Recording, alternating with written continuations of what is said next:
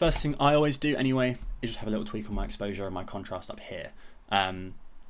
This is kind of not necessarily the right way of doing things. You're probably best off starting with your curve, but for me anyway, I like to just have a toy and just see what kind of dynamic range I've got with the image. So what I'll tend to do is I'll tend to just add a bit of contrast because, I mean, it depends on what kind of camera you're shooting on, but the Sony files, they've got a lot of information in them. I've got a lot of dynamic range. You can really swing the contrast a lot further in both directions. And if you want that really dramatic look like I do, then that's kind of a really great starting point, I guess. And just to see how much wiggle room you've got either way, especially if it's a really dark photo, really dark raw that you want to try and lift up, it's a really good way to figure out how much room you've got and if it's going to be achievable, because obviously you don't want to waste too much time trying to save an image that might not be savable, kind of thing. From there, just to give myself a bit of a look of how it's going to look, I'm going to go straight down to effects here. The Lightroom in general gives you a really good workflow with like the order of which you want to make things, so make adjustments, sorry, so these, you know, the order's pretty good, but I'll tend to go straight to effects next just because it appeases my eye a little bit more. It gives me more of an idea of how the final image is going to look because I'm going to add a bunch of grain to it basically. So what I'll tend to do is I'll stick my grain to somewhere between 60 and 70, usually around 70 I think I was going for on this run, so that looks about right to me. Basically just to add a bit of texture in onto the out of focus areas to give it that kind of filmy, kind of grainy look. I'll then push my texture, clarity, dehaze a little bit. Sometimes I'll go for a bit of a vignette if I want it to be kind of harsh. I've done a few kind of shots in the past of a really harsh black vignette like that, or a white one. Looks kind of cool, but for this one I think I'm going to leave it. And just this tiny little adjustments of texture, clarity and dehaze. Not that they're doing very much at all, but they just make those little details pop. Like if you look at his fretboard here, for example, it is out of focus and it is really grainy, of course, but look how much difference that makes with just that added texture slightly, and then you've got all that definition to edit and play with when you're doing your color grading and stuff like that. So from there, I'm going to go up to my curve here. This is probably the most important tool in any photo editing app, and that is not me just saying that. If you don't use your curves properly, your photos are going to look boring, basically, as far as I'm concerned. The most important parts of your curve are going to be making these 3 points right here so that you can have a really good control of your contrast and your brightness in different areas of your image. I'll absolutely always clip my shadows slightly, again just to give it that kind of filmy look. It also has a nice interaction with grain where when you clip your shadows, it adds a bit of grain into those shadows there, gives you a bit more, kind of lifts the image slightly, so it goes from kind of really dark, really deep shadows, which is good if you want that kind of cinematic-y kind of cinema look, I guess. As I said, cinematically cinema, but you know what I mean. And if I just lift those shadows ever so slightly, I get a bit of grain in the shadows, which just adds to the texture of the whole image. It's really pleasing to me personally. I also tend to push my highlights quite a lot. I'll show you another tool for doing that in a sec anyway, but I mean you can drop them down a little bit. I mean that's a bit intense, but what I'll tend to do is clip them just ever so slightly at the top here as well, and just get a bit of nice bright white, because while I like the texture in the shadows and I like the kind of grainy filmy look there, I do also really like the whites to be really pure and really piercing, and it kind of that also elevates the contrasty look. Obviously you can have a really dark black and a really light white, but I think that's a nice balance for me.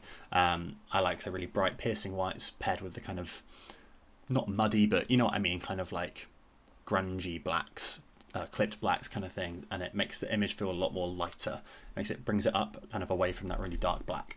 And then from there, I'm just going to toy with where my shadows and highlights are depending on the image. I like how Jack's face is silhouetted here, especially because I've not got a very nice angle of his nose there, so I'm going to just drop it down a little bit, just kind of make a bit of that silhouette effect there. I've kind of got a bit of a highlight on his face, so you've got a bit of definition, you've got his hair coming in nicely, you've got a nice little flare through his hair here, but he's still mostly silhouetted, so that nice bit of definition from the red and nothing else. And I like that kind of split lighting effect, especially in this photo here.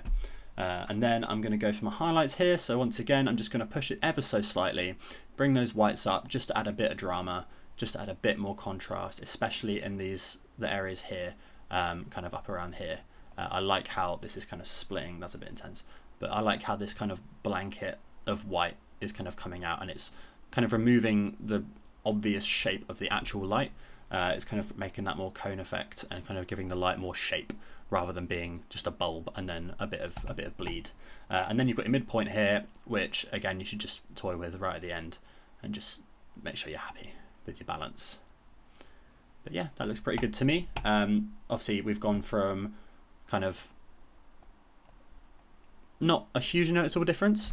I mean, obviously that's going to make a lot of difference to your final image after you've done all your other effects too. But it's a really good way of making sure you're in the right place. I mean, even without these exposure adjustments here, you can see how much difference the curve's making compared to your general exposure adjustments. Obviously I've pushed the highlights quite a lot there. But in general, compared to your raw, I mean, we've already got night and day. Like, the contrast is already all the way up there. There's a lot more dramatic. We've lost the definition on his face, which kind of was taking us out a little bit, was losing the drama. We've kind of created that silhouette that we're going to get in the final image. And we've given ourselves a really good benchmark for our color grading. Then the last bit I like to do in terms of my contrast is this last tool here on the curves. I'm not sure if this is in Classic. I'm pretty sure it is, but I always use this in every one of my photos. And essentially all this is a similar version of your first curve here, where it's black versus white. It's a lot finer of a tool, so you can make smaller adjustments. And all I will tend to do in this one, because I've already clipped my shadows here, so I'm not going to get anything kind of below black. I'm not going to get any clipping. I'm not going to get any super dark crushed blacks. Because this curve applies to the whole image, and this is how, like, everything goes through that, if you see what I mean. This is the final layer. This curve here, I'm going to bring my shadows right down, just ever so slightly, and just add that contrast back in while still maintaining this clipped black look here. Because I've still got my grain in my shadows. I've still got that kind of, this area, like this black here is the darkest it's going to get, but I just like having that bit more contrast, just having a tiny bit more darkness to give it that extra bit of contrast that we've lost when I've clipped the shadows. And then likewise, I tend to push my highlights a little bit more as well. Once again, just because I like a bit more contrast, and that has made the image so much more dramatic, even just in those two tiny adjustments there. You can barely even see it on the curve, like, aside from obviously this lump here quite big, but it's quite a small adjustment, but it makes so much difference. I mean, this obviously is turning off both curves, but you can see how much more contrast we've added in, and how much more stark of a silhouette we've achieved, and that kind of split lighting effect is really much more prevalent than it was in the original raw. So I'm really happy with that. From there, we're going to move into a color grading. So my first step again is usually temperature and tint. My vibrance, a little trick I like to do with every single photo I take. Pretty much every single photo I grade is I'll drop the vibrance slightly, especially if I'm working with quite strong colors. It just gives you that little bit more wiggle room to just push the colors in the way that you want them, while still maintaining the raw, maintaining the original, like the colors of the raw. Just give that little bit more wiggle room. My method to grading generally is I like to try to not completely change the image, especially since I've shot a lot. If I've shot a lot of photos as well, I'm not going to be trying to push everything in a direction that doesn't lend itself to. So for example, as I said with the Acre stuff, I was aiming for kind of blue and red split kind of look. So we're going to go pretty ham with the temperature slider. We're going to aim straight for blue there. That's already looking much better. I mean, obviously the whites are going to be most susceptible to this temperature slider here. Just slide that straight across, and we've already got a nice rich blue in there, and still maintained a nice rich red. But if we move that vibrance back up, we can see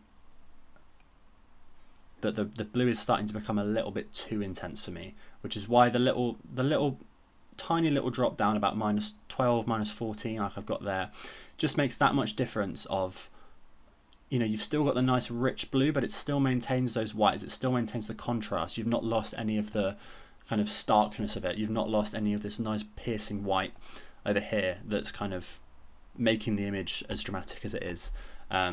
It just adds that little bit extra playroom, like I keep saying, like I keep repeating myself.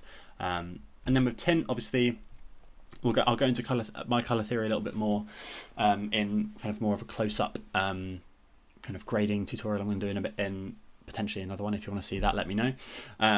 But when I'm aiming for this blue-red split like I'm going for, the biggest thing is your green and purple. This temperature obviously helps you get that blue, but the biggest thing is your balance between your green and purple, because that can change the image from murky, swampy green kind of things. You've still got a nice warm red there, all the way to your kind of purpley washed magenta look, which I really don't like, and that really plays with your reds. And you've got a really cool red tone there and a really warm red tone there, both of which I'm not particularly fond of. I much prefer them to be kind of perfectly balanced in the middle. But your biggest thing here is maintaining your blue while maintaining your red, and the best way to do that is with your tint slider here with your green and purple. So for me, for example, what I'm looking at here when I'm toying with this is I'm looking at the tone of the blue. Here it kind of already kind of leaks into a bit of a cyany kind of colour. I want to stray away from that because I want it to be quite a stark contrast. It's a nice colour, don't get me wrong, I like the colour, but for what I'm going for here, I'm going to aim for a little bit more on the purple side. So I'm at about plus 20 now, and that is looking about right to me. I've got a nice rich blue, a nice rich kind of purpley blue here. I've got nice vibrant reds on his fingers, on the fretboard here, with a slight purple undertone that makes the reds pop. This kind of gives me a kind of almost like haunted horror vibe, this kind of purple and red look here, which I really, really like, and it really links in with the kind of look that Akers were aiming for. I mean, I've even got a nice bit of blue coming on his hand here, so I've almost immediately got that blue-red split there, where that was probably white before, or yeah, so that's white in there. From I think a bit of backlighting over his head that's linked onto his hand. I've now pushed that, and that's now a nice blue colour to link with the background here. So I've got a really nice split tone going now, and I've got some really nice contrast going, especially on the fretboard here, with a kind of like Darth Vader-y kind of look going up and down where his fretboard pop in here because of the red front lighting.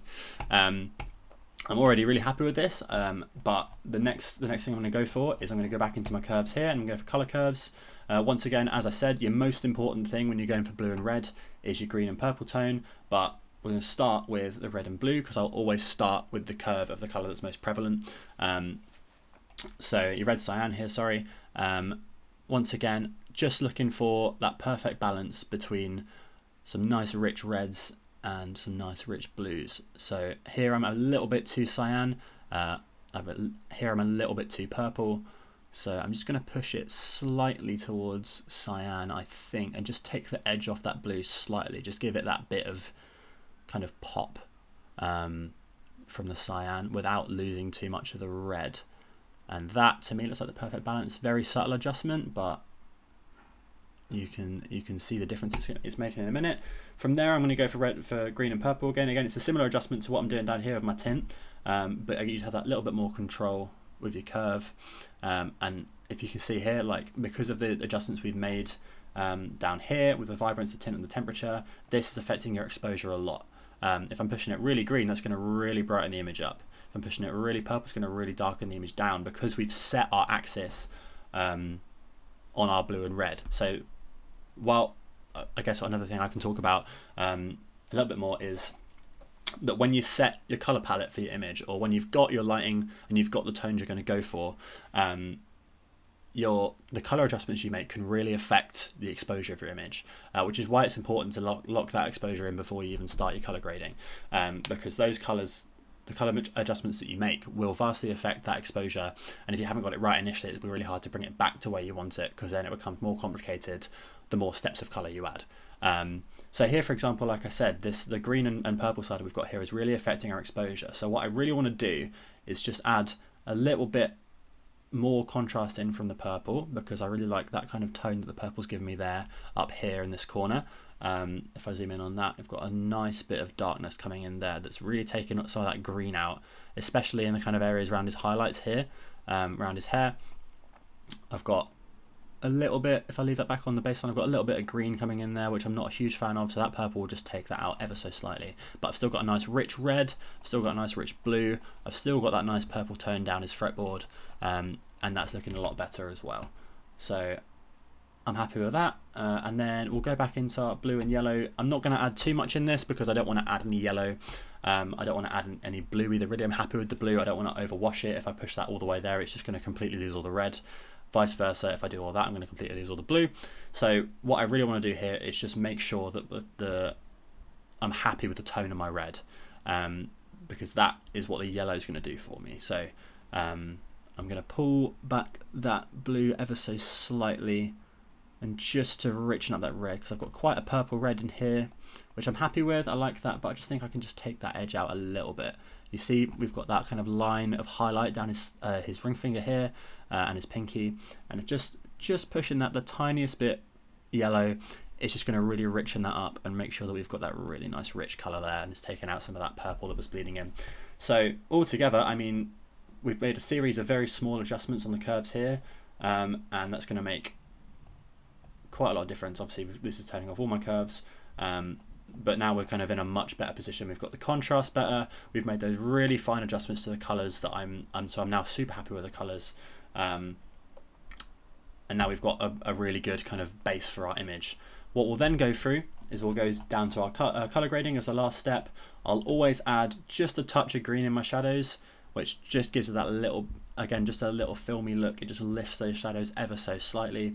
You can also play with your exposure here a little bit as well if you want to really clip your shadows and get that really kind of filmy, underexposed film look. It can be kind of a cool look if you're going for that kind of thing. For these, obviously, want to maintain the contrast a little bit more, so I'm going to leave it roughly where it was since we spent so much time on it earlier. Midtones here, I'm just going to kind of go with what the image kind of gives me. I'm just going to kind of spin around and just see roughly where they sit. Obviously, for these, you're making quite isolated adjustments where, well, with the curves, for example, I'm adjusting the whole image, I'm adjusting the balance of the image. With these kind of grading sliders here, I'm going for a lot more isolated adjustments, like I said, so I'm literally just toying with those tiny bits of mid-tone just under those highlights there.